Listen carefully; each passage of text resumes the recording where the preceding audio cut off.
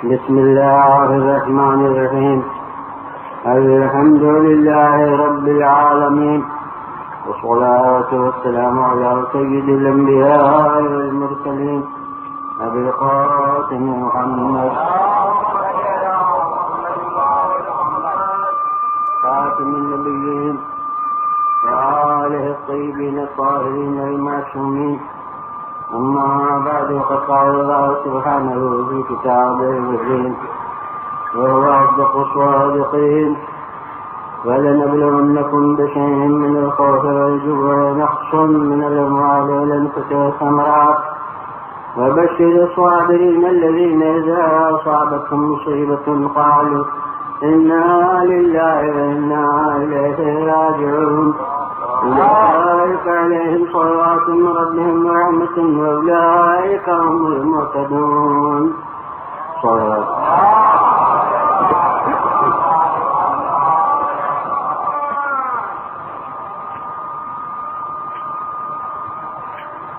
یہی آیت اس پر نام کلام ہے.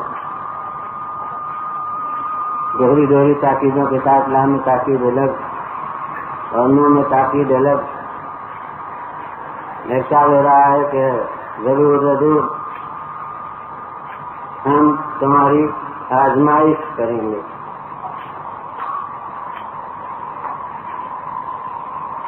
سوچنے اور سمجھنے کی یہ بات ہے کہ خالق اپنے بندوں کی آزمائش کیوں کرے. امتحان اور آزمائش وہ کرے جو حقیقتوں سے بے خبر ہو.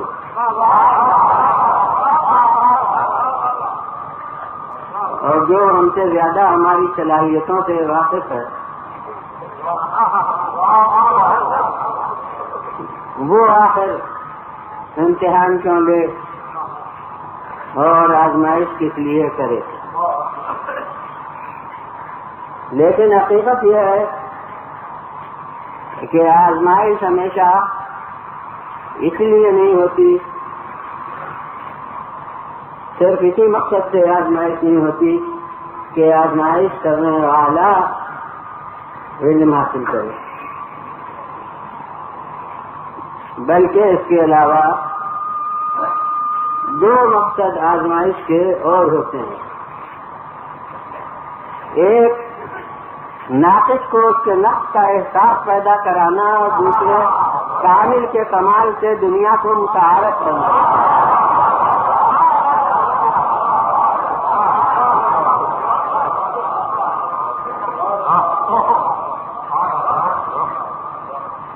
روزمرہ کی زندگی میں اس کی مثال یہ ہے کہ آپ ضرورتاً یا کسی مصلحت سے کچھ سونا لے کر بازار میں جائیے تاکہ اسے فروخت کرنا. جو اس کاروبار کو انجام دیتا ہے اس نے تو پہلی ہی نگاہ میں سمجھ لیا کہ سونا کیسا ہے. لیکن اگر وہ زبانی کہہ دے تو آپ کیوں مانیں گے؟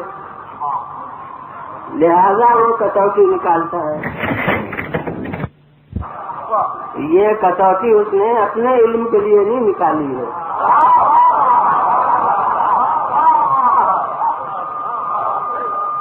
بلکہ آپ کو بتانے کے لیے کہ آپ کا سونا کیسا ہے. اب جب آپ نے سنگ پر اپنے سونے کا رنگ دیکھ لیا تو آپ کو محسوس ہو گیا کہ ہمارا سونا چھوٹا ہے. اب وہ کم قیمت لگا رہا ہے تو آپ کی شکایت نہیں ہوگی.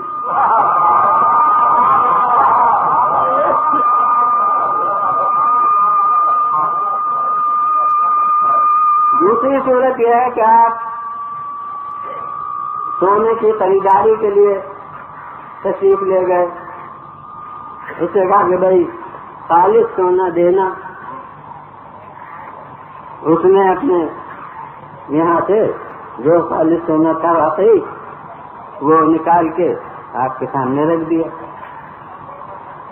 جب آپ نے مشکوک نگاہوں سے اسے دیکھا تو اس نے کسوٹی نکالی.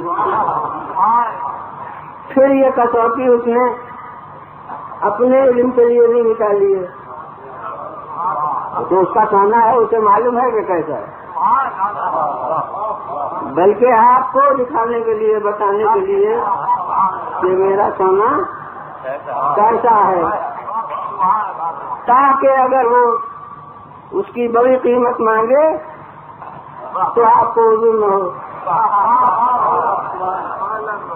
بس خالق کا اپنے بندوں کے امتحان سے مقصد انہی دونوں میں سے ایک ہوتا ہے.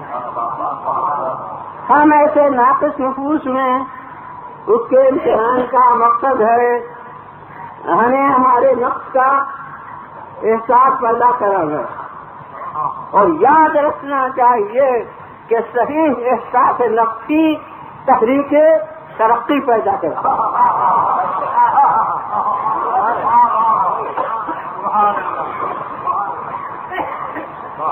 ہمارے یہاں ہمارے لیے امتحان لے گا تو یہ مقصد ہوگا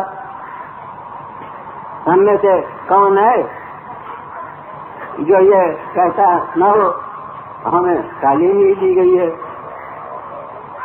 کہ جب کارنامہ کربلا کو یاد کرو تو یہ کہو کہ یا لیتنا کننا معکم فنفوز فوزا عظیما، کاش کے ہم بھی ہوتے اس میدان میں اور وہ عظیم کامیابی حاصل کرتے. کیسا تو ہم میں سے ایک ہی ہے، سکھایا یہی گیا ہے، لیکن جب ذرا ذرا سے مفادات کی خاطر ہم افغانیت کو قربان کرتے ہیں، جب ذرا ذرا سے منفعت کی امید میں جھوٹی گواہیاں دیتے ہیں تو ہمیں محسوس ہوتا ہے کہ ہم کتنے پانی میں ہیں. جب ذرا کے خطروں کے ڈر سے ہم گوشوائے عافیت تلاش کرتے ہیں تو ہمیں معلوم ہوتا ہے کہ ہم کتنے ناقص ہیں.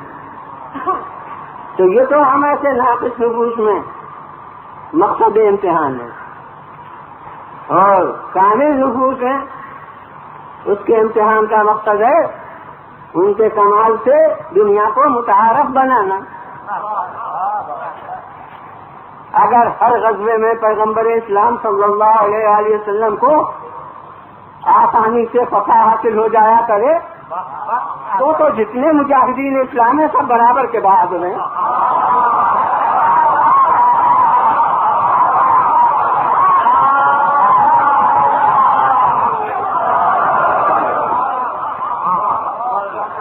پھر جو حقیقی بہادر ہے اس کا تعارف کیوں کر دوں؟ لہذا ضرورت ہے کہ کوئی کٹھن وقت ایسا آئے جس میں بہت سو کے قدم اکھڑ جائیں. اب جو ثابت قدم رہے تو امتیاز ہو گیا کہ حقیقی بہادری ہے. اس کے معنی یہ ہے کہ اگر آزمائش نہ ہوتی تو یہ فرق پردے میں رہ گئی تھی. یہ شخصیت دنیا کے سامنے متعارف نہیں تھی. لہذا ضرورت ہے کہ امتحان میں سختی پیدا ہو.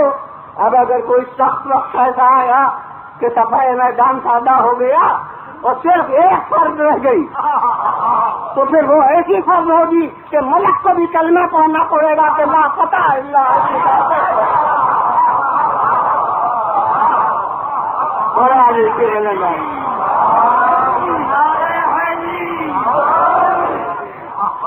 پھر بنے آواز سے پڑھا جی.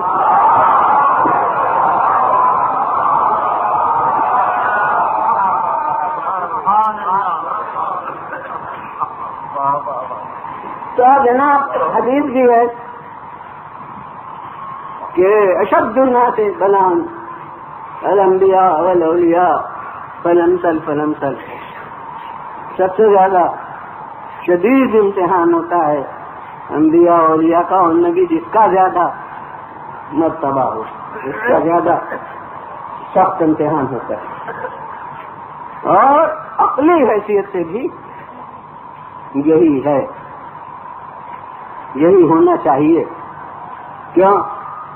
اس لیے کہ اگر ایسی سختی ہوئی، ایسی آزمائش کوئی ہوئی کہ 50 کے قدم اکھڑ گئے اور 50 برقرار رہے، تو 50 سے 50 کا تعارف تو امتیاز تو نمایاں ہو گیا. مگر ان 50 میں کون امتیازی حیثیت رکھتا ہے؟ وہ ابھی پردے میں ہے. لہذا ضرورت ہے کہ شدت وقت اور بڑھے. اب ایسی منزل آئی، ظاہر ہے کہ ریاضی کے درمیان کے عدد سب مجھے یاد ہیں، 4 وقت اتنا حساب سے جانتا ہی ہوں، لیکن خامخواہ وقت ضائع کرنا تو ہے نہیں. اب یہ کوئی منزل ایسی آئی کہ 25 کے اور قدم اکھڑ گئے، تو اب 75 سے 25 کا امتیاز ہو گیا. لیکن اس 25 میں کون ممتاز ہے؟ وہ ابھی پردے میں ہے. تو ضرورت ہے تعارف جوہر کمال انسانیت کے لیے ضروری ہے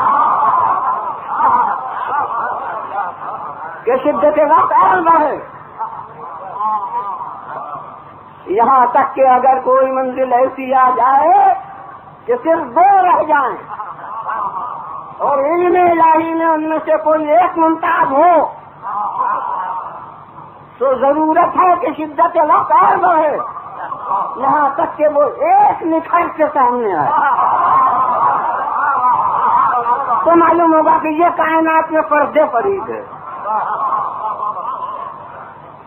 اور جناب منطق میں استدلال کے 2 طریقے ہیں. ایک طریقہ یہ ہے کہ سبب کو دیکھو اور اثر کو سمجھو،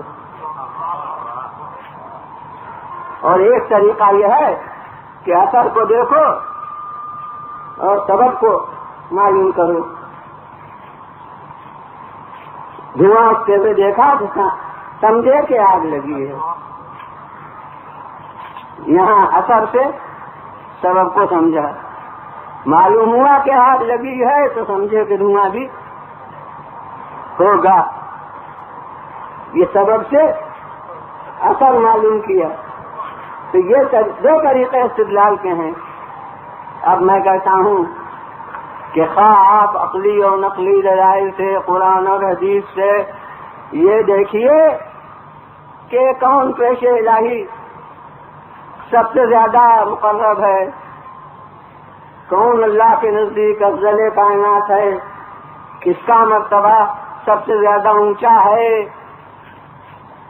یہ تو معلوم کیجیے آپ دلائل سے، جو بڑے دور کا راستہ ہے. ظاہر ہے عمریں صرف ہوتی ہیں دلائل کے مطالعے میں، اور پھر اس کے بعد جب معلوم ہو جائے کہ کون پیش خدا سب سے بڑا درجہ رکھتا ہے، تب آپ سمجھیے کہ اس کا امتحان بھی ایسا ہوا ہوگا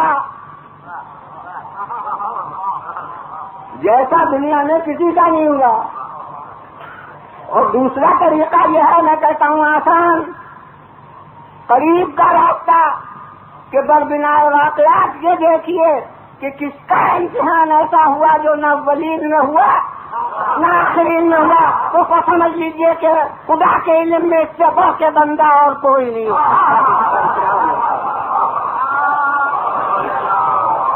بولا دیجیے والا ناوا.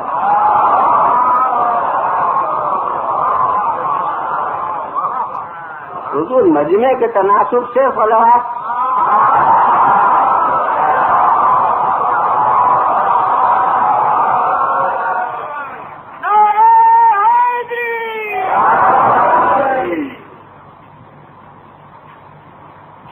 اب کل ہی عرض کر چکا کہ آپ حضرات کا ذوق تو متقاضی ہوتا ہے کہ بہت طولانی بیان ہو. اور آج آتے اور ممبر پر مجھ سے کہہ دیا گیا کہ آج چھٹی کا دن ہے، لہذا پورا دن اپنا ہے۔ مگر جناب صحت کے مفاد کے لحاظ سے اب میں خود اپنا نہیں رہا ہوں، مجھ سے زیادہ دوسروں کی نگرانی مجھ پر ہو گئی ہے، لہذا دن لامحدود ہو مگر میری قوت محدود ہے، قوت کچھ اور زیادہ بھی ہو لیکن مصلحت محدود ہے۔ اس لیے آپ حضرات کے ذوق سے معذرت کے ساتھ عرض کروں گا کہ جتنے آپ کے توقعات ہوں گے غالباً میں اتنا وقت صرف نہ کر سکوں، تو اس کے لیے پہلے ہی سے اب ہر دن میں معذرت کروں اس کے بجائے ایک ہی دن عذر خواہی کر لوں تو زیادہ بہتر ہے۔ اور پھر اکثر میں کہا کرتا ہوں کہ آپ کبھی بیان کو وقت کے پیمانے سے کیوں نہ کیے، یہ دیکھ لیجیے کہ ضرورت کی چیزیں بیان ہو گئی یا نہیں۔ اختصار بیان سے کوئی تشنگی مطلب میں رہ جائے تو مجھ سے شکایت کیجیے۔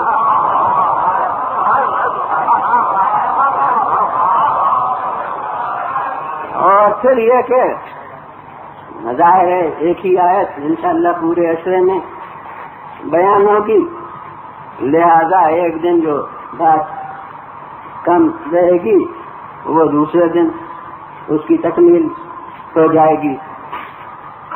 یہ اور بات ہے کہ آپ کو دوسرے دن فرصت نہ ہو تشریف لانے کی، اس کا میں ذمہ دار نہیں ہوں، اور نہ ایک دن میں ظاہر ہے کہ پورے عشرے کا بیان تو نہیں ہو سکتا ہے۔ تو اب میں عرض کرتا ہوں کہ اولین اور آخرین میں سب سے بڑا امتحان کس کا ہوا؟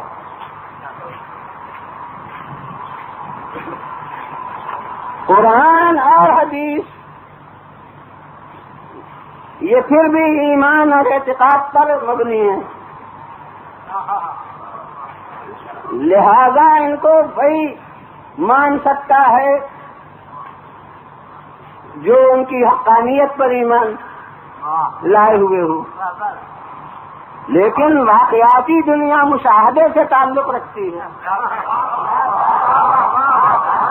مشاہدہ کسی مذہب و ملت سے وابستہ نہیں ہے۔ لہذا یہ راستہ کہ یہ دیکھو کہ امتحان کس کا سب سے زیادہ عظیم ہوا، یہ واقعات سے متعلق چیز ہے، ہر ایک شخص دیکھ سکتا ہے۔ مگر اب یہاں میرے سامنے ایک مشکلات یہ ممکن ہے کہ بعض ذہنوں میں اس نے خلش بھی پیدا کی ہو اگر توجہ ہو گئی ہو کہ اولین اور آخرین میں جس کا امتحان سب سے بڑا ہوا وہ ہمیں معلوم ہے کون، جس سے اس زمانے کا تعلق ہے۔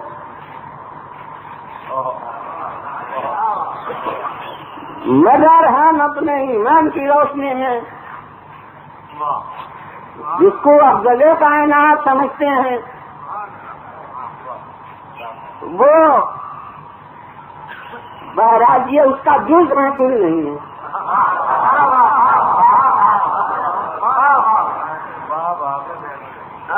تو اب اگر اتنی بات پر ہم ختم کر دیں کہ اولین و آخرین میں ان کا امتحان سب سے بہتر ہوا، لہذا یہ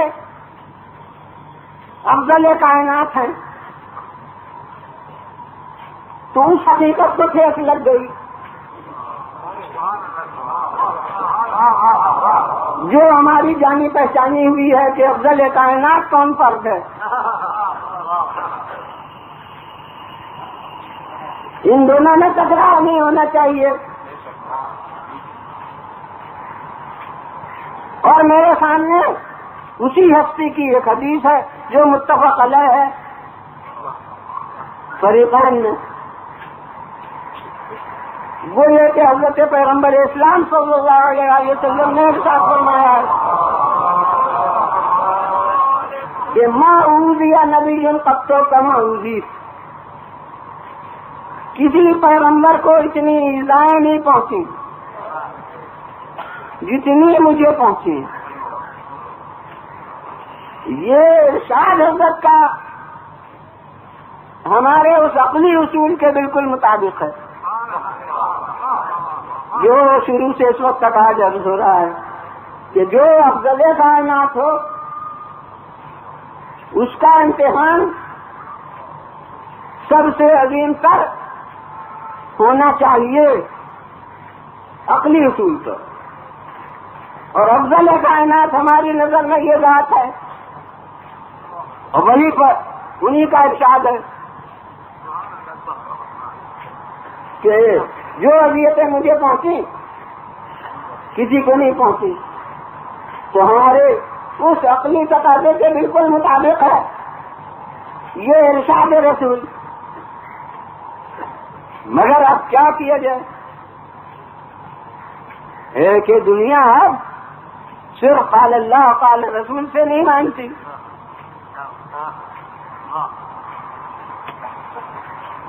آج کل بغیر انعاد بغیر تعصب کے صرف ذوق تحقیق کی بنا پر جو بات سننے میں آئے ہر شخص اس کے سمجھنے کی کا کام ہے کہ یہ کیوں کر، تو میں مشترک مسلمانوں کے مجمع میں ہمیشہ عرض کرتا ہوں اور زیادہ تر میرا مجمع مشترک ہی ہوتا ہے کہ ہم تو بحمد اللہ اشہد ان محمد رسول اللہ صلی اللہ علیہ وآلہ وسلم کے کہنے والے ہیں، اس لیے ارشاد رسول ہمارے لیے آمنا و صدقنا کہہ کر تسلیم کرنے کے لیے کافی ہے۔ لیکن آج اگر کوئی غیر مسلم صرف بحثی خاطر نہیں سمجھنے کی خاطر ہم سے یہ سوال کرے، کسی مسلمان سے یہ سوال کرے کہ بربنائے واقعات بتاؤ کہ کسی نبی کو وہ اذیتیں نہیں پہنچتی جو تمہارے پیغمبر کو پہنچتی، کوئی غیر سوال کرے یا کسی اپنے ہی کے ذہن میں نیک نیتی سے یہ سوال پیدا ہو، کیونکہ کسی حق کے بارے میں ذہن میں خلش پیدا ہونا باعث کفر نہیں ہوتی، حق کے نمایاں ہونے کے بعد انکار کرے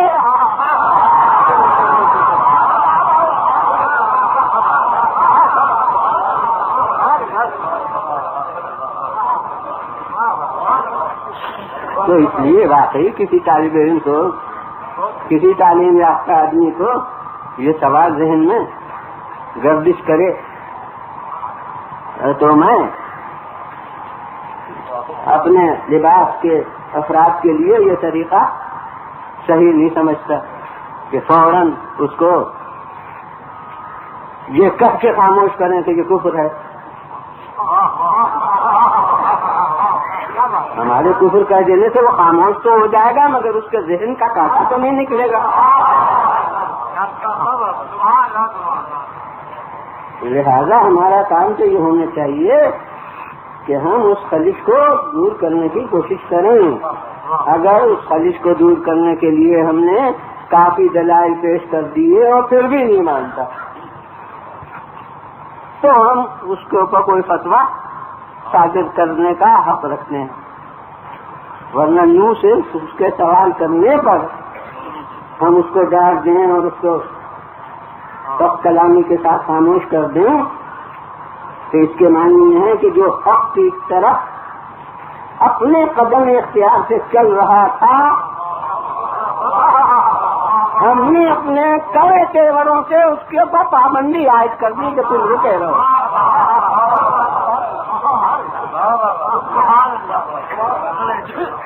تو میں یہ طریقہ صحیح نہیں سمجھتا.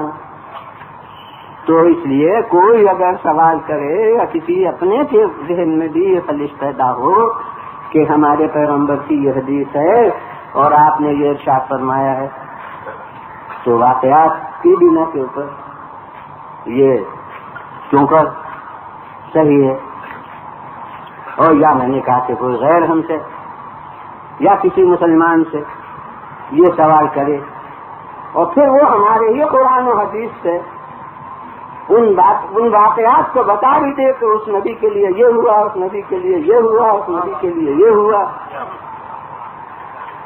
یحییٰ کا سر قلم ہوا اور زکریا ہارے سے پیر ڈالے گئے،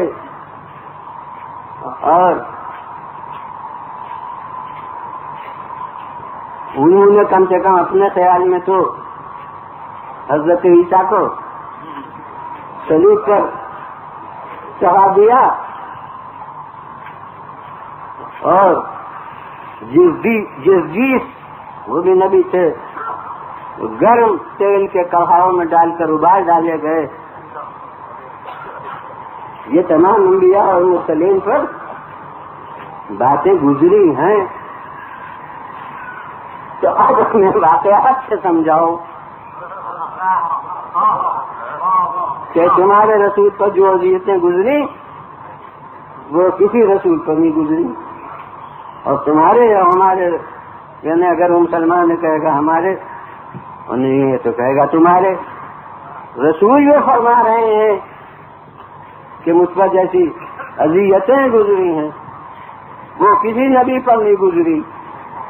تو اس کو واقعات کی دنیا میں ہمارے سامنے ثابت کرو، بتاؤ.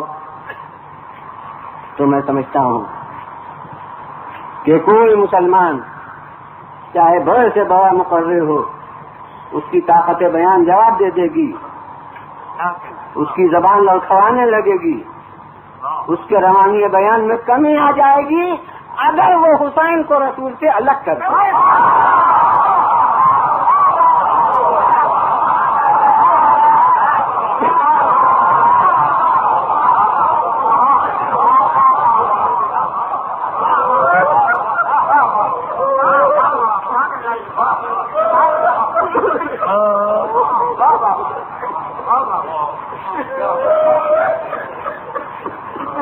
لیکن اگر وہ مصاحب حسین کو مصاحب رسول کی فہرست میں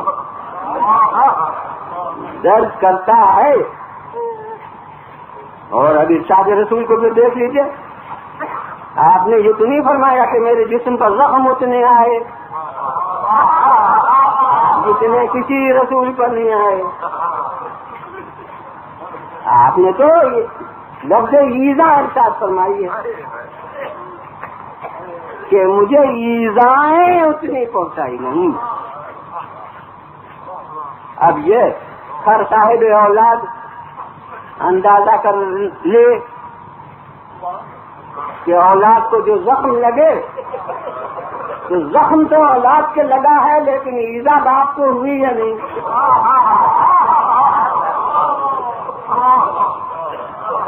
کوئی اسے گھر سے نکال دے تو در بدری تو اسے ہوئی،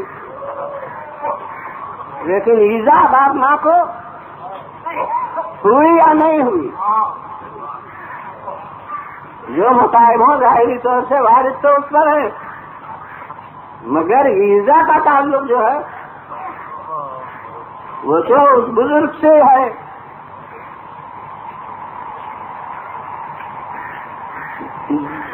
اس کا یہ جز ہے. تو اب اگر مصائب حسین اور مصائب رسول ان کو الگ الگ نہ سمجھیے، حسین کے مصائب رسول کا جز ہے تو ارشاد رسول بالکل درست. کسی نبی کو وہ ایذائیں نہیں پہنچی جو ایذائیں مجھے ملی. اور میں کہتا ہوں کہ آج کا کوئی مسلمان اگر حیرت سے یہ کہے کہ نہیں صاحب سن 61 میں ہوئی وہ سب وارداتیں، تو رسول کو اس سے کیا ایزا پہنچی اور اس کا رسول سے کیا تعلق ہے؟ تو میں کہتا ہوں کہ پھر وہ سر شہادتین جو جناب شاہ عبدالعزیز دہلوی کی ہے اس کو پڑھ لے. یہ شاہ عبدالعزیز دہلوی وہ بزرگوار ہیں جن کا مشائخ تصوف میں بھی شمار ہے، اور اہل حدیث بھی ان کو عزت کی نظر سے دیکھتے ہیں، اور علماء حنفیہ بھی ان کی شخصیت کی بزرگی سے قائل ہیں. ان کے والد بزرگوار شاہ ولی اللہ بھی جن کا شمار مجددین مذہب میں ہے اکثریت کے نقطۂ نظر سے، اور یہ جناب شاہ عبدالعزیز دہلوی بھی جن کا ایک طبقے کے لیے تعارف ہے ان الفاظ میں کہ صاحب تحفہ اثنا عشریہ.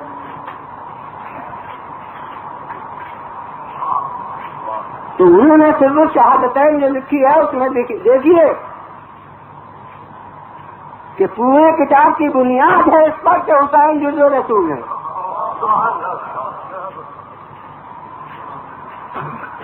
ظاہر ہے ایک مختصر اپنے پوری کتاب کا خلاصہ تو آپ کو نہیں سناؤں گا، اور آپ مجالس میں اسے سنتے رہتے ہوں گے برابر، کوئی نئی بات زیادہ نہیں ہے کہ کتاب کی بنیاد ان کی کاہے پر ہے. شروع شہادتین مانے ہوئے دو شہادتوں کا راز. دو شہادتیں کون؟ ایک حضرت امام حسن مجتبیٰ کی شہادت اور ایک حضرت امام حسین علیہ السلام کی شہادت. رسول کے دونوں نواسوں کی شہادت کا راز یہ معنی ہے کتاب کے نام سے سر شہادتیں. تو پوری کتاب کا خلاصہ کیا ہے؟ تمام تحریر کا محور کیا ہے؟ یہ ہے کہ وہ فرماتے ہیں کہ جس نئے فضائل تمام پیغمبروں کو ملے وہ ان تمام فضائل کے مثل یا اس سے بالا تر ہمارے پیغمبر کو بھی فضیلت حاصل ہوئی. کوئی فضیلت ایسی نہیں جو کسی پہلے پیغمبر کو ملی ہو اور وہ یا اس سے بہتر ہمارے رسول کو نہ ملی ہو، مگر ایک صفت شہادت کہ یہ شہادت گزشتہ انبیاء کو بہت کو ملی تھی. اور انہوں نے ظاہر پوری کتاب وہ ہے تو اجمالاً بیان کیا ہے انبیاء کی شہادتوں کا حال، وہی جن کو مجملاً میں نے کیا زکریا سے چیرے گئے اور یحییٰ کا سر قلم ہوا. تو شہادت گزشتہ انبیاء میں سے بہت سو کو ملی ہے، لیکن ہمارے رسول اپنے نے اس کی توجہ کی ہے کہ آغاز اسلام میں اگر کسی دشمن کا وار حضرت پر چلتا اور آپ شہید ہوتے عثمانی سے تو ترقی اسلام میں رکاوٹ پیدا ہو جاتی اور امت کے افراد دہشت میں مبتلا ہو جاتے کہ ہمارے رسول کو قتل کر دیا، شہید کر دیا. میں کہتا ہوں مجملاً کر دیا ہوتا کہ حکمت الہی متقاضی نہ تھی.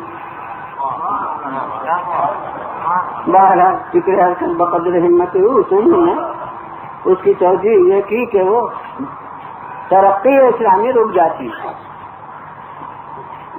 لہذا خالق کو منظور یہ ہوا کہ براہ راست تو پیغمبر پر کسی دشمن کا وار کارگر نہ ہو، مگر یہ صفت شہادت پیغمبر کے فضائل میں رہ بھی نہ جائے، تاکہ دوسرے انبیاء کی بنسبت ان کے مرتبے میں کوئی کمی نہ ہو۔ اس کے لیے خالق نے اپنے پیغمبر کو 2 فرزند عنایت فرمائے، 2 نواسے عطا کیے، ایک حسن دوسرے حسین، اور اب پھر انہوں نے اہتمام کیا ہے ان کی خصوصیت کے ظاہر کرنے کے لیے کہ خالق کو تو انہیں تتمہ بنانا تھا پیغمبر کے فضائل کا، لہذا ہر نواسا اپنے باپ کا بیٹا کہلاتا ہے، مگر ان نواسوں کے لیے اہتمام قدرت یہ تھا کہ یہ رسول کے بیٹے کہلائیں،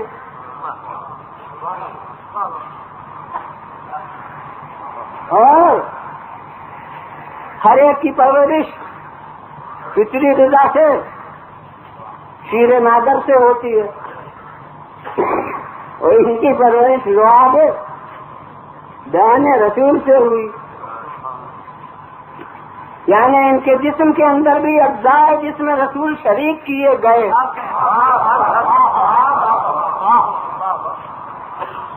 اس کو انہوں نے پورے تفصیل کے ساتھ لکھا ہے، اور اس کی وجہ سے خالق کو منظور یہ تھا کہ ان دونوں نواسوں کے ذریعے سے یہ شہادت اور فضائل رسول میں درج ہو جائے۔ اور شہادت کی 2 قسمیں ہیں، ایک شہادت خفی اور ایک شہادت جلی۔ شہادت خفی وہ ہے جو ظاہر سے ہوتی ہے۔ اب یہ تتمہ میری طرف ہے جس میں قاتل روپوش ہو جاتا ہے،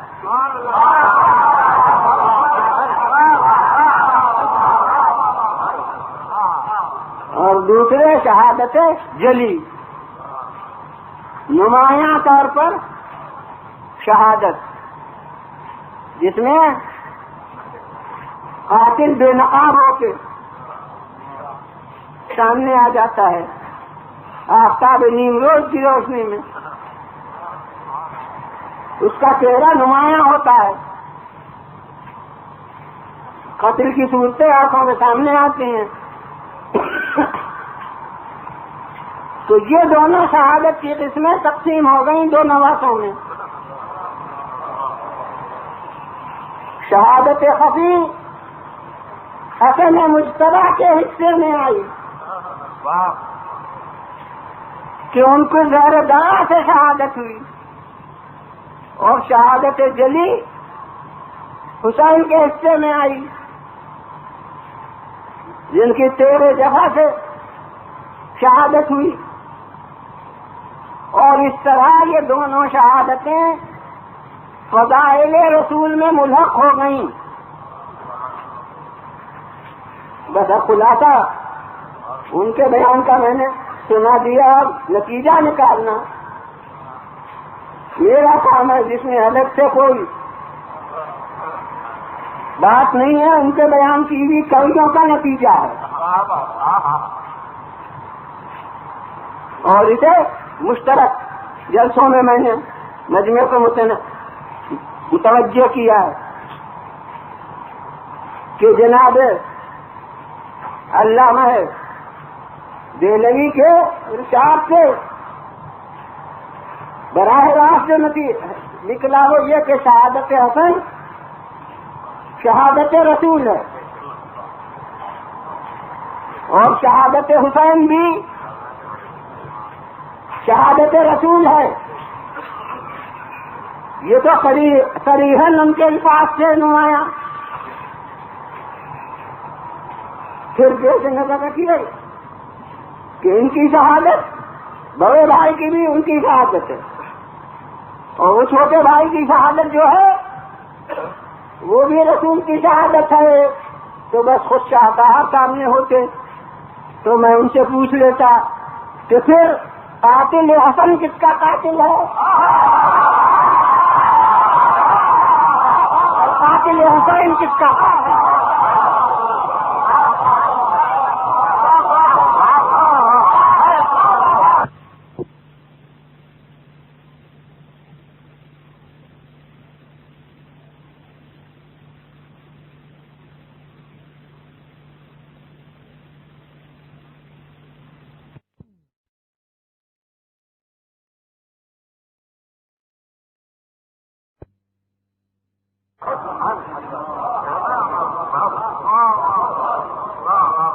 اب اسے الگ سے طے کرتے رہیے گا کہ قاتل حسین مجتبیٰ کون ہے.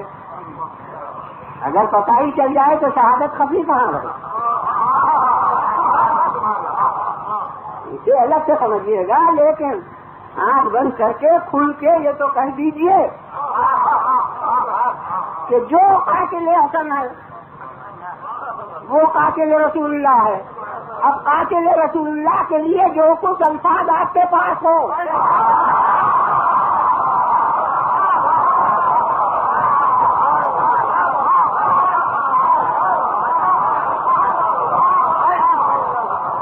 وہ قاتل حسن کے لیے آپ کے پاس ہونا چاہیے. اور اسی طرح قاتل حسین کو مان لیجیے بلا تکلف کہ وہ قاتل رسول ہے. اور اب وہی بات کہ جو الفاظ قاتل رسول کے لیے آپ تجویز فرما سکتے ہوں اپنے معیار تہذیب کے مطابق.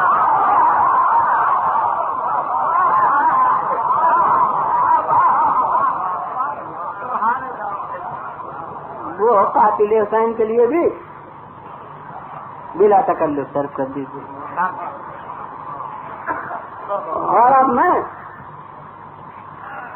موسم اعزا کی مناسبت سے دوسرا نتیجہ، اور وہ نتیجہ ہی نہیں ہے بلکہ ایک سوال کا جواب ہے، وہ یہ ہے کہ یہ کہا جاتا ہے اور سوال ہوتا ہے، اور میں ہر سوال کو میں نے قبل میں کہہ دیا کہ سوال کو میں ہمیشہ بدنیتی کا نتیجہ نہیں سمجھتا ہوں، بلکہ بسا اوقات سمجھنے کی خاطر، تحقیق کی خاطر سوال ہوتا ہے. بہرحال یہ سوال ہمارے گوشزد ہوتا ہے کہ کیا بات ہے کہ وفات رسول کی اس طرح یادگار قائم نہیں ہوتی،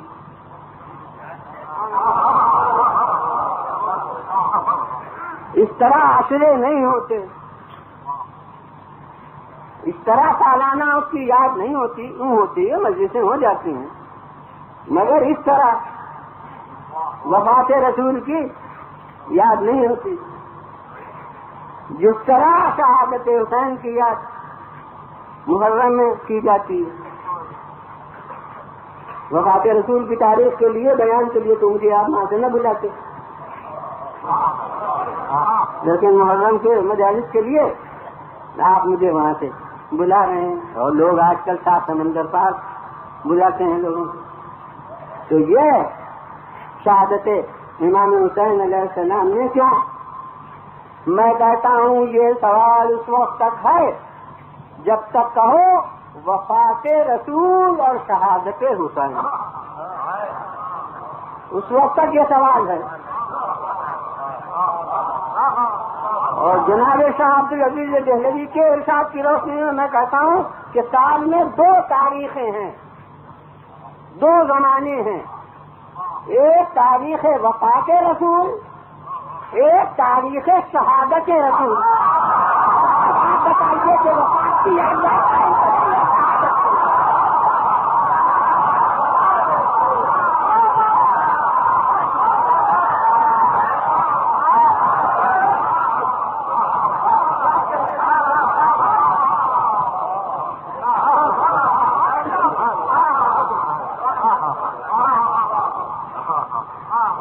باب مسائل شروع ہو رہا ہے کہ میں کہتا ہوں ہم سے آپ کیا پوچھتے ہیں کہ وفات رسول کی یاد اس طرح کیوں نہیں کرتے اور وہ شہادت حسین کی یاد کیوں اس طرح کرتے ہیں؟ آسمان سے پوچھیے کہ وفات رسول کا کیوں خون نہیں برتا؟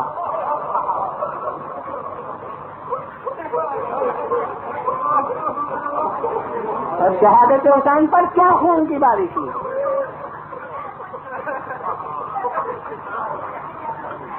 اور اگر کسی کو حوالہ درکار ہو تو وہ جو دسترس میں زیادہ نایاب کتاب کا حوالہ نہیں دوں گا، صواعق محرقہ علامہ ابن حجر مکی دیکھ لے، جو رد کیا میں لکھی گئی ہے، اور اس میں علامہ ابن حجر مفتی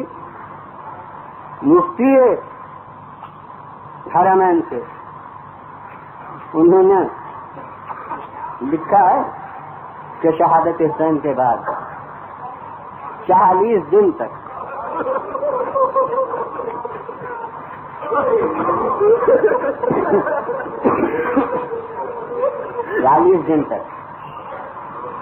اب آپ اندازہ فرمائیے، اس کے معنی ہے کہ اشرعی کی تاریخیں ادھر سے مقرر نہیں ہوئی ہیں، بلکہ چہلم کی تاریخ بھی ادھر سے مقرر ہے۔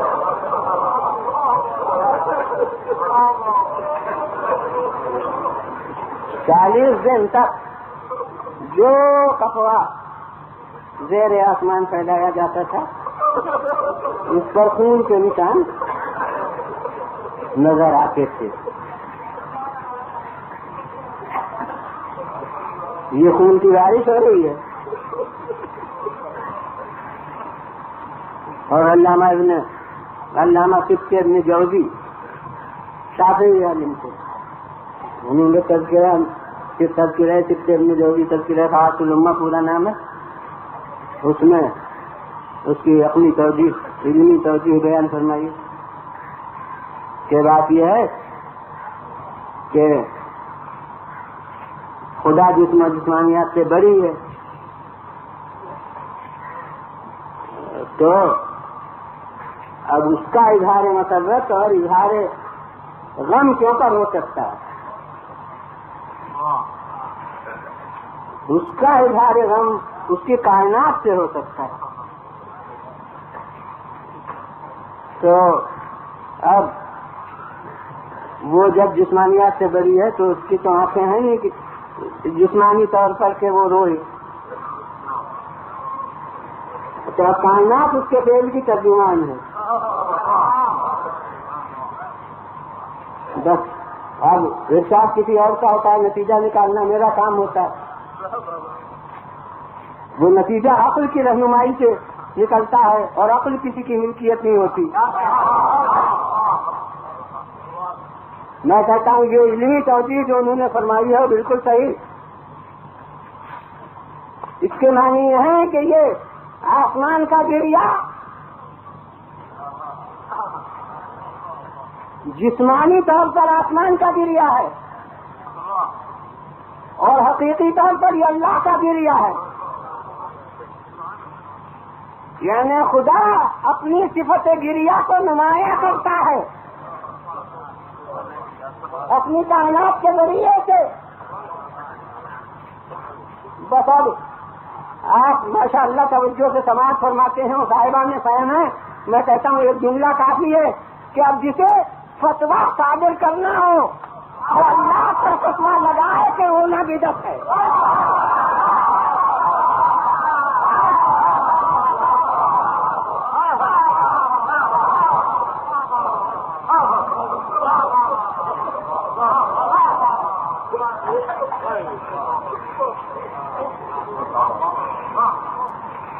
یہ آسمان گریا کر رہا ہے، زمین کے اوپر سے جو پتھر ہٹایا جاتا ہے، اندر سے خون تازہ ابلتے ہوئے نظر آتا ہے۔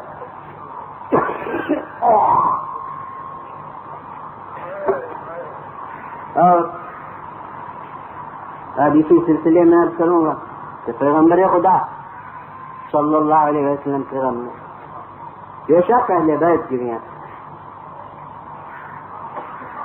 بے شک سید عالم گریاں، حسنین گریاں، مسلمانوں میں بھی جنہیں رونے کی فرصت تھی وہ گریاں تھے۔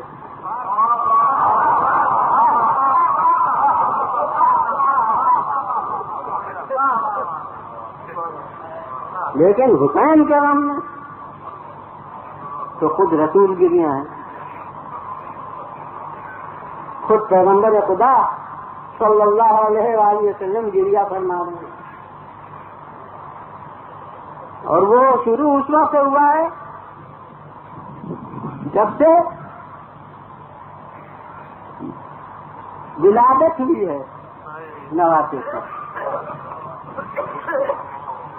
اور پیغمبر خدا صلی اللہ علیہ وسلم کی گود میں لا کر بچے کو دیا جاتا ہے، اور رسول کی آنکھ سے آنسو جاری ہو جاتے ہیں۔ بس مجھے بھی معلوم ہے اور آپ کو بھی بہت سے حضرات کو معلوم ہوا کیا کیا سوالات ہوتے ہیں۔ رسول گریہ فرما رہے ہیں، ہاتھ میں بچے کو لیے ہوئے، پہلی دفعہ نواسے کو ہاتھ میں لیا اور آنکھوں سے آنسو بہ رہے ہیں۔ میں کہتا ہوں کہ ہم سے بعد کو پوچھا جائے، پیغمبر سے اس وقت پوچھ لیا جائے کہ زندہ کو کیوں روتے ہیں؟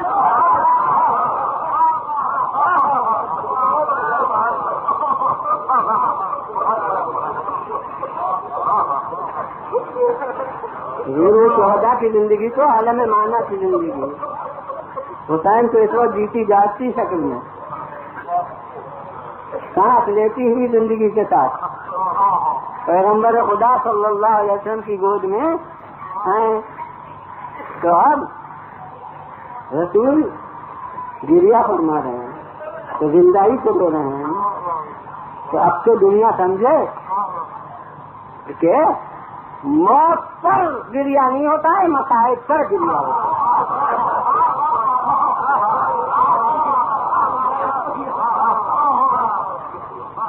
اگر رسول کو اس زندگی میں رونے کا حق تھا تو ہمیں اس زندگی میں بھی ان کی رونے کا حق ہے۔ آپ ظاہر ہے حاضر وقت اشخاص جو بے خبر ہیں پریشان ہوتے ہیں، وہی محترمہ جو بچے کو لے کے آئی تھی اب دیکھ نہیں ہے رسول گریہ فرما رہے ہیں، کہتے ہیں یا رسول اللہ یہ تو خوش ہونے کا ہنگام ہے، یہ آپ گریہ کیوں فرمائیں؟ پھر ارشاد فرماتے ہیں کہ تمہیں نہیں معلوم اس پر مصائب کیا ہوں۔ اب کچھ مصائب کا تذکرہ فرمایا، مجلس حسین اسی وقت سے برپا ہو گئی،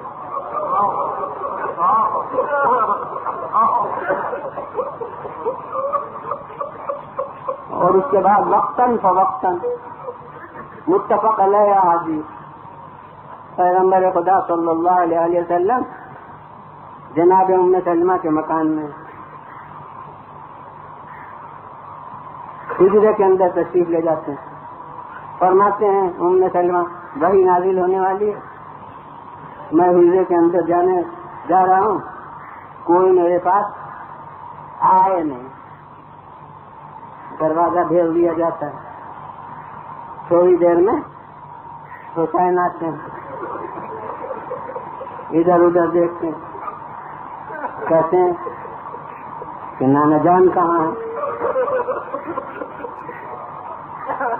جناب ام سلمہ جو واقعہ ہے بیان فرما دیتی کہ حجرے کے اندر تشریف لے گئے، کہہ گئے کہ کوئی میرے پاس آئے نہیں، تو میں اپنی لفظوں میں کہہ رہا ہوں اسے کہ جیسے حسین نے ایک دفعہ کہا کہ کیا ہمیں بھی منع کیا؟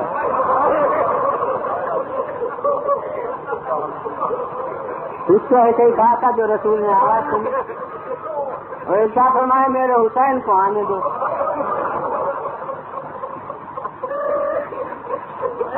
اب جناب ام سلمہ نے دروازہ کھول دیا، حضرت امام حسین اندر گئے، پھر دروازہ جناب ام سلمہ نے بھیڑ لیا۔ تھوڑی دیر میں جناب ام سلمہ کہتی ہیں کہ میں نے محسوس کیا کہ رسول گریہ فرما رہے ہیں۔ اب ہر صاحب عقل صورت حال پر غور کرے کہ جو حجرے کے باہر ہو وہ صرف آنسوؤں کا گریہ محسوس نہیں کر سکتا۔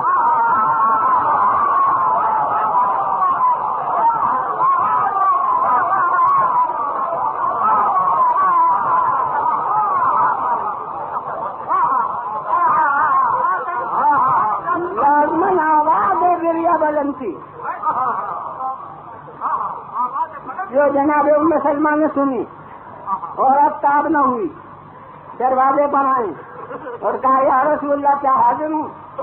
فرمایا ہاں اب آ سکتی ہو۔ اب جناب ام سلمہ جو گئی تو دیکھا کہ حسین سینہ پیغمبر خدا صلی اللہ علیہ وآلہ وسلم پر ہیں اور ہاتھ میں مٹھی میں حضرت کے کوئی چیز ہے اور آپ زار زار گریا فرما رہے ہیں۔ جناب ام سلمہ نے کھچڑی جو سوال تھا کہ اب یا رسول اللہ اس وقت یہ گریے کا سبب کیا ہوا؟ فرمایا کہ میرا بچہ جو آ کے میری سینے سے لگا میرے دل پر خاص سکون حاصل ہوا تو ایک ملک اترا۔ اب صورت حقیقت آتی ہے کہ جو ایسی پہلے نازل ہونے والی تھی وہ تو ہو چکی تھی نازل، جس کے لیے کہ حجرے کے اندر تشریف لے گئے تھے وہ تو پہلے نازل ہو چکی تھی۔ اب یہ ملک کیوں اترا ہے؟ میں تو صرف یہ تصور کر سکتا ہوں کہ یہ ملک آیا ہے مجلس حسین برپا کرنے۔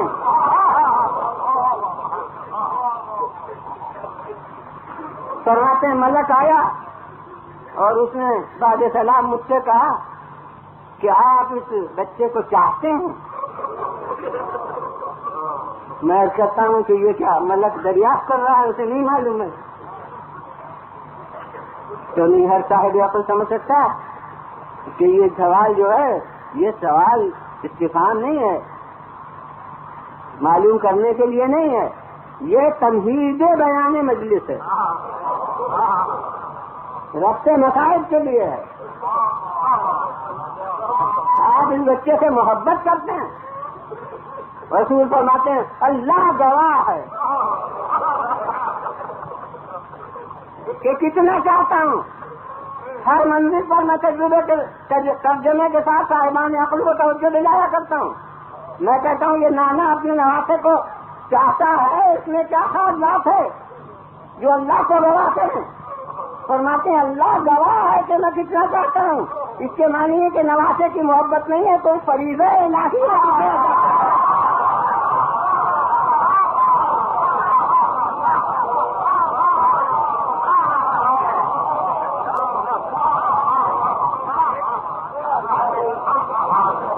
اللہ گواہ ہے کہ کتنا چاہتا ہوں۔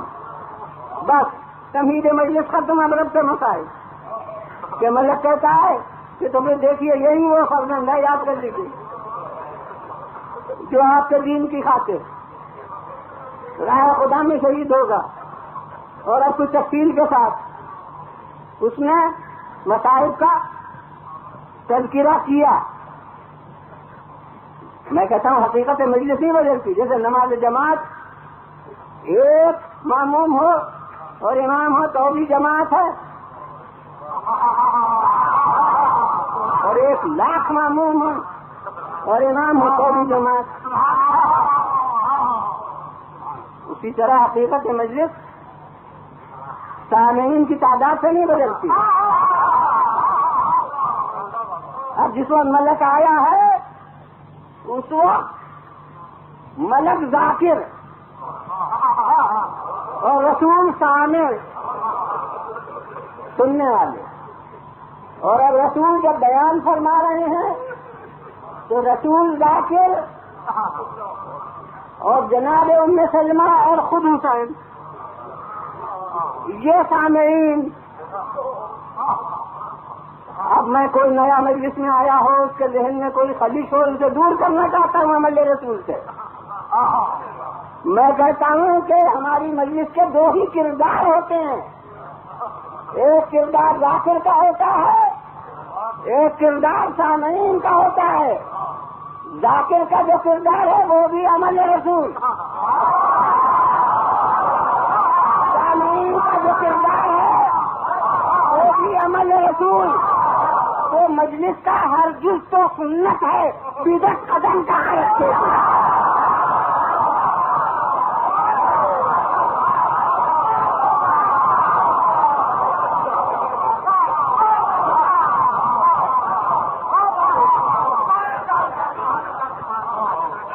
اور اب ملک سوال کرتا ہے کہ یا رسول اللہ کیا آپ وہ زمین دیکھنا چاہتے ہیں جہاں یہ واقعہ پیش آئے گا؟ دیکھیے اب زیارت کربلا کی سنت قائم ہو رہی ہے، تو میں کیا حال دیکھنا چاہتا ہوں۔ میرے ملک نے اشارہ کیا زمین کربلا سامنے نمودار ہوئی، اب اس نے تفصیل سے بتایا دیکھیے وہ جگہ ہے جہاں خدا کے خیمے نصب ہوں گے۔ اب جو تفصیل بتائی ہو، وہ جگہ ہے جہاں عباس کے سامنے قلم ہوں گے، وہ جگہ ہے جہاں علی اکبر کے سینے وہ اچھی لگے گی، وہ جگہ نشیب کی ہے جہاں آپ کا بچہ شہید کیا جائے گا، وہ سب تفصیل سے ملک نے بیان کیا۔ اور اس کے بعد ایک مٹھی خاک اس زمین سے لے کر دی اور وہ وہی مٹھی میں رسول کے سیے بچھوا اور کہا یہ خاک جب خون ہو جائے تو سمجھنا چاہیے کہ آپ کا فرزند شہید ہو گیا۔ وہ خاک پیغمبر نے جناب ام سلمہ کے سپرد فرمائی اور ارشاد کیا کہ ام سلمہ اس خاک کو حفاظت سے رکھو۔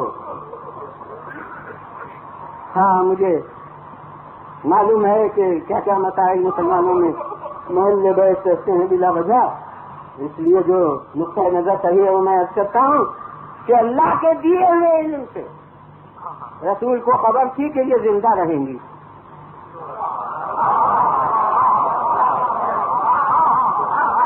یعنی کسی اور کو نہیں دی، خاک جناب ام سلمہ کو دی کہ اسے تم رکھو، جب یہ خاک خون ہو جائے تو سمجھنا کہ میرا فرزند شہید ہو گیا۔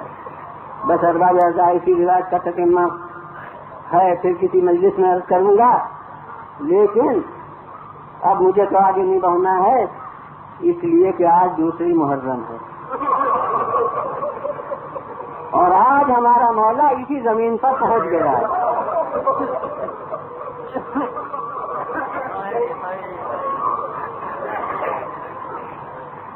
اور تاریخی سبب بھی پیدا ہوا جسے تاریخ میں لکھا کہ جب وہ حر کا رسالہ آ گیا ہے اور صدرہ ہوا، وہ تو ظاہر ہے وقت تنگ ہے، میں نے تو سفر بیان کیا، وہ درمیان کی منزلوں کا بیان ہی نہیں کیا، تو وہ حر صدرہ ہوا۔ تو اب امام نے فرمایا کہ پھر میں جہاں سے آیا ہوں مدینے میں چلا جاؤں واپس۔ اس نے کہا نہیں، اب مجھے تو حکم ہے کہ میں کوفے لے چلوں ابن زیاد کے پاس، اور امام نے فرمایا یہ نہیں ہو سکتا۔ اس نے کہا وہ نہیں ہو سکتا، وہ ادھر کے رسالے کا افسر تھا، اس کے وہ تیور تھے جو فوجی افسر کے ہوتے ہیں، اور امام اپنے نہیب امامت سے فرما رہے تھے کہ تم جو کہتے ہو موت اس کے زیادہ قریب ہے تم سے، یعنی تم مجھے نہیں لے جا سکتے، ہم زندگی تمہاری چلی جا سکتی ہے۔ الموت ادنیٰ الیک من ذلک۔ آخر میں اس نے ہتھیار ڈالے اور اس نے کہا کہ دیکھیے اب آپ مدینے جانا چاہتے ہیں، وہ میں اگر جانے دوں تو جرم ہوگا میرے لیے، وہاں سے مجھ پر حساب ہوگا، اور میں مکوفے لے جانا چاہتا ہوں جس کو میں معمور ہوں، اس کے لیے آپ کسی طرح تیار نہیں ہیں، اور جنگ پر میں معمور نہیں ہوں، آپ سے لڑنا منظور نہیں ہے۔ تو اب درمیانی ایک بات اختیار کر لیجئے کہ نہ اس راستے پر جائیے جو مدینے کا ہو، نہ اس راستے پر جائیے جو کوفے کا ہو، بلکہ ایک درمیانی راستہ بیچ کا اختیار کر لیجئے، تاکہ میں اتنے عرصے میں حاکم کو اطلاع دوں کہ صاحب وہ آنے کے لیے کسی طرح تیار نہیں ہیں اب یہاں، اور آپ جو چاہے کیجیے۔ چاہیے تو آپ یزید کو لکھیے یا جو چاہے کیجیے. تو یہ درمیانی منزل چھوڑ کے کہنے سے حضرت امام حسین السلام نے اختیار فرمائی. اور میں کہتا ہوں کہ پھر وہی لفظ کہہ دوں کسی کو غلط فہمی نہ ہو کہ اللہ کے دیے ہوئے علم سے حسین جانتے تھے کہ اس کے فطرت میں کون روح پوشیدہ ہے. لہذا آپ نے اس حد تک اس کے ساتھ رواداری برتی کہ اب یہ جو تیسری شق اس نے پیش کی ہے تو اچھا بھائی اس پر عمل کر لو. تو وہ درمیانی راستے پر جا رہے تھے جو نہ ادھر جائے. یہ منزل یہ راستہ پہنچا کربلا تک. یہ تو تاریخی سبب ہوا ظاہری. اور اس کے بعد روایتوں میں یہ ہے کہ اس منزل پر پہنچ کے گھوڑا بھی حسین کا رک گیا. اور وہ واقعے سے تاریخ اسلامی کے لیے کوئی نئی بات نہیں. ایسی اعتقادی چیز نہیں ہے جسے کسی فرقہ اسلامی کا آدمی ظاہر ہے اگر اعتقاد سے کوئی بحثی نہ ہو تو مسلمانی کیوں ہوگا. تو اعتقادیات سے تو مفر ہے نہیں. مگر فریقین میں جو چیزیں متفق علیہ ہیں اس کی روشنی ہے, اس میں کوئی بات نہیں. جب پیغمبر خدا صلی اللہ علیہ وسلم مدینہ منورہ میں ہجرت کے موقع پر داخل ہوئے ہیں تو بربنائے خلوص ہر قبیلہ کہتا تھا ہمارے یہاں قیام کیجیے. وہ کہتے تھے ہمارے یہاں قیام کیجیے. رسول کسی کی دل شکنی گوارا نہیں کرنا چاہتے تھے. تو پیغمبر نے ارشاد فرما دیا کہ دروا ہے نام ہوا بس میرے اس ناقے کو چھوڑ دو, اس کو ادھر سے ہدایت ہے. جہاں یہ رک جائے گا وہاں میں اتر پڑوں گا. تو میں تو کہتا ہوں کہ وہ بھی حیوان تھا یہ بھی حیوان ہے. وہ ناقہ تھا یہ فرق ہے. اگر ناقہ رسول معمور ہو سکتا ہے ادھر سے تو فرق حسین کیوں معمور نہیں ہو سکتا.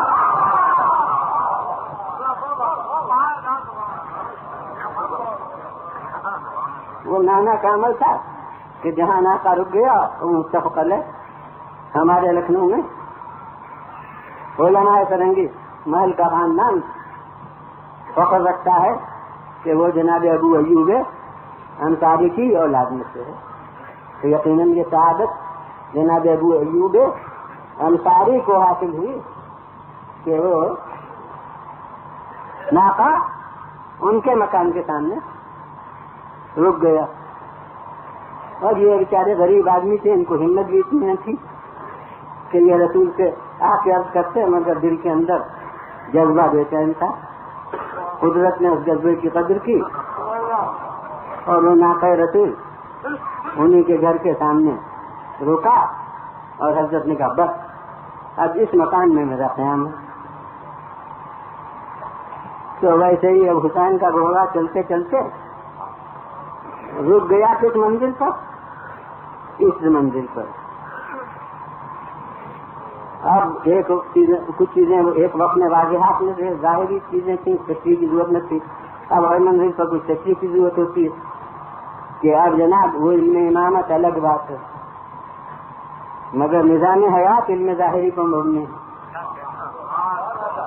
اس لیے اب وہ گھوڑا جو رکا تو اب آپ نے حاضر وقت اصحاب سے جو گرد و پیش تھے دریا سمایا کی زمین کا کیا نام ہے. روایت سے برابر آپ سنا کرتے ہیں اس زمین کا کیا نام ہے. اب کسی نے کہا نینوا, جیسے حسین کے ذوق طلب کی تسلی نہیں ہوئی, ورنہ نینوا کہیں کے خاموش ہو جاتے. اچھا بھی نینوا ہے.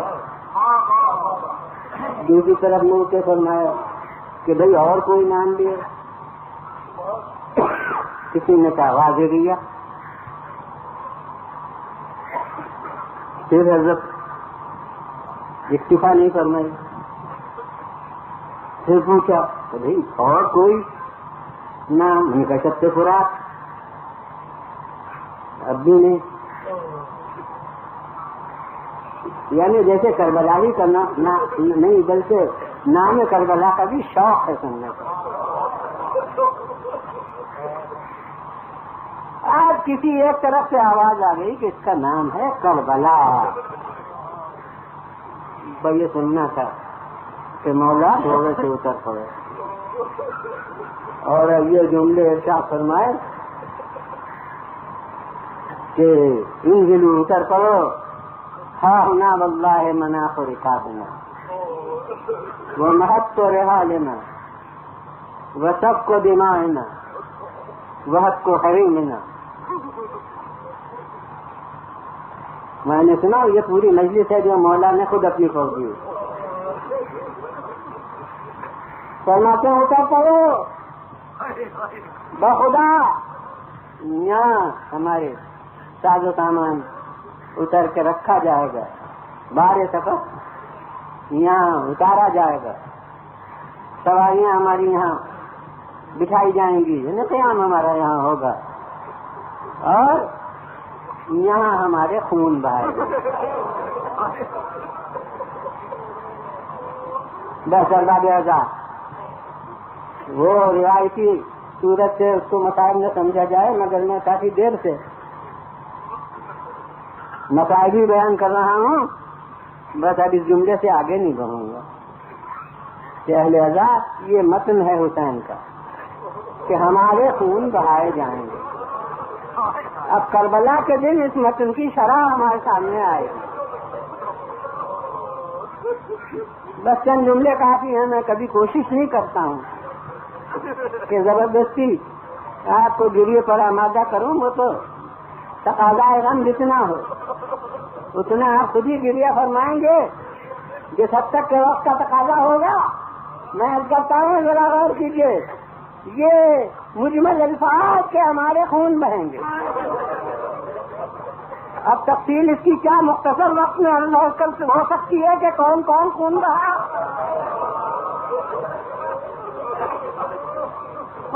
ارے عباس کے کٹے ہوئے شانوں کا خون, علی اکبر کے سینہ تابہ کا خون, اور مولا کے پیشانی کا خون, گلے کا خون, سینے کا خون. بس چند جملے آپ کے لیے دفتر مصیبت بننے کے لیے کافی ہیں کہ سب خون اس زمین پر بہے, مگر ایک خون ایسا تھا کہ مولا نے کہا کہ وہ اس زمین پر بہنے نہ پائے. وہ کون تھا؟ وہ معصوم مجاہد کا خون تھا. ماشاء اللہ. بس آپ مکھا بولیے کافی ہے میرے لیے بھی آپ کے لیے بھی. وہ معصوم مجاہد کا خون تھا جو کہنے کو اصغر ہے لیکن کربلا کا فاتح اکبر ہے. اور یوں تو مستقل حال عرض ہوگا مگر ایک جملہ پھر کہہ دوں کہ کربلا کی منزل تک 10 محرم کے دن تک ہمیں معلوم تھا کہ کون اکبر ہے کون اصغر ہے, لیکن کربلا کے بعد قیامت تک اب ہم نہیں کہہ سکتے کون اکبر کون اصغر. اب تو دونوں کی یکساں عمر ہے. جو اکبر کی عمر ہے وہ اکبر کی عمر ہے. بس اس مجاہد کا خون بہنے نہیں دیا. اب ایک روایت تو ہے کہ آسمان پر پھینکا اور کوئی ایک قطرہ نہیں, پھر واپس ہوا. اور ایک معتبر روایت یہ ہے کہ اس خون کو مولا نے اپنے چہرے پر مل لیا اور کہا ہاں کدا القا جدی رسول اللہ. بھائیوں میں اپنے نانا رسول اللہ سے ملاقات.